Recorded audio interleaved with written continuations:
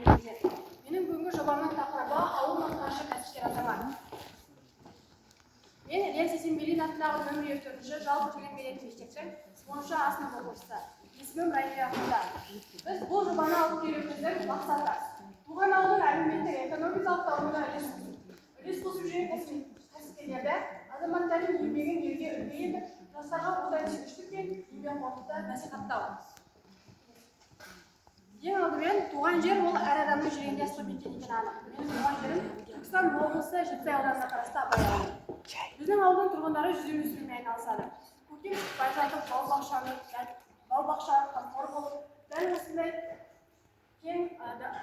ағаштармен көмкеріп келеді. Жаз бойы тер төгеді, қара күзге дейін еңбектенеді. Осындай маңдай термен келген берекенің арқасында ауылымыз күннен күнге өркендеп келеді. Енді мен осы ауылдың дамуына өзімді үлесін қосып жүрген азаматтарымыз да бар. Ауылдың дамуы ол азаматтардың еңбегіне байланысты. Дәл сол жағдайда біз ауылымызға үлес қосып жүрген азаматымыз Абзақұлов Ержан Боқтыбайұлы. Дәл осы кісі біздің ауылымыздың дамуына менмін деген өзімді бір үлесін қосып жатыр. Дәл осы жобада мен осы кісі туралы әңгімелемекпін.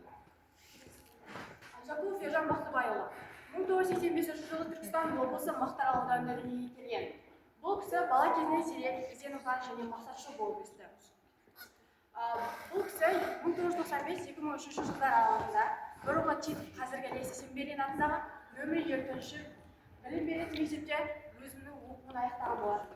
Одан бөлек Алматы қаласындағы Аспендияров атындағы Қазақ ұлттық медициналық университетінде инженер-технолог болып мамандығын игерді. Бұл кісі жай ғана білім алып қана қоймай, өзінің көкжиегін кеңінен жайды. Яғни бұл кісі ағылшын, орыс және түрік тілдерін еркін меңгерді. Бұл кісі тек біліммен ғана қоймай, көкжиегін қатар алып жүрген тұлға ретінде бізге танысты. Бұл кісі 2008-2010 жылдар аралығында Алматы қаласындағы Global Farm дәрі-дәрмек шығару зауытында еңбек етсе, 2010 жылдан бастап өзге жеке кәсібімен айналыса бастады. Яғни түрлі жобаларды іске асырып келеді. Бұл кісі 2010 жылдан өз кәсібін бастап қана қоймай, бүгінгі күнге дейін бірнеше компаниялардың құрылтайшысы және жетекшісі. Атап айтар болсам, Алаш 22 маркетинг желісінің жетекшісі. Бұдан бөлек Алаш Инвестфуд жауапкершілігі шектеулі серіктестігінің жетекшісі және де Данагрей 2021. Бұдан бөлек біздің бірнеше компаниялардың құрылтайшысы. Бұл кісіні мен не себептен алып келдім? Ең алдымен бұл кісі біздің мектебімізге сіңірген еңбегі. Ең алдымен бұл кісі биылғы оқу жылында біздің мектебімізге мемлекеттік рәміздер борышын және шахмат кабинетін сыйға тартқан болатын. Және бұл кісі біздің мектебімізге бұдан да бөлек басқа да жағдайлар жасап беремін деп өзінің уәдесін берген болатын. Яғни мен сіздерге айтқан жаңағы рәміздер борышы дәл осы. Яғни бұл ең алдымен оқушылардың отансүйгіштігін, патриоттығын оятады. Біз бұл кісі арқылы өзімізде тәлім-тәрбие ала аламыз. Келесі, бұл кісі 23 елді аралап, түрлі жобалармен, мәдениетімен өзінің тәжірибесін алмасып, өзінің ісіне үлес қосуда және де ауылдың экономикасына жан-жақты көмектесуде.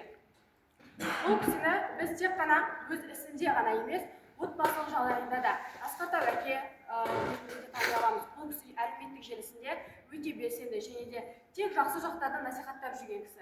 Дәл осындай адамдардың арқасында біздің ауылымыз көркейіп келе жатыр. Осындай адамдар көп болсын деген мақсатта біз дәл осы жобаны алып келіп отырмыз. Яғни осы отырған оқушылардың барлығы отансүйгіш, патриот болып өссе, ауылымыз жай ғана ауыл емес, отанымыз ары қарай дамып өсуі ол нақты. Ал бұл жердегі сөз жаңа сіздерге айтып шахмат кабинеті. Бұл жерде қаншама оқушының өзінің білімге деген оқушылардың жан-жақты қамтып, оған қамқорлық еткенінің зор айғағы.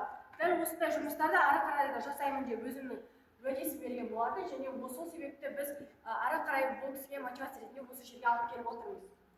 Яғни осындай кісілер көп болсын, дәл осыған қарап қазіргі жасөспірімдеріміз патриоттық сезіммен отансүйгіш болсын деген оймен алып келіп отырмыз. Қорытындылай келген кезде бұл жоба арқылы ауыл кәсіпкерінің үлгілі бейнесін насихатталып, жастарға еңбек ету және елге қызмет ету идеясын дәріптелді. Назарларыңызға рахмет. Сұрақтарыңыз болса.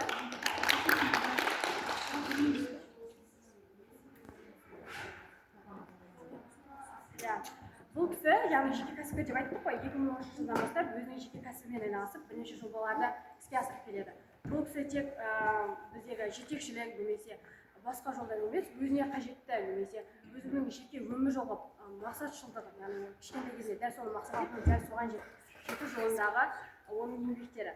Яғни біз бұл кісі ауылға келген кезде мектепке арнайы кіріп, мұғалімдермен амандасып кетеді. Және сол кезде біз осындай мәжіліс залына келіп, бұл кісімен сұхбат алатын болғанбыз. Немесе қысқаша айтып беретін болсам, бұл кісі дәл сол мәжіліс залына жиналған кезде біз ол кісіден сұрадық. Сіз бұлай жету мақсатыңыз деген секілді. Бұл кісінің қажырлы еңбегі және нақты талабымен ол осындай жетістікке жетіп отыр. Және де қаншама біздің мектептің және осы отырған, тыңдап отырған адамдарға үлгі болған тұлға. Және біз соны үлгі ретінде алып келіп отырмыз.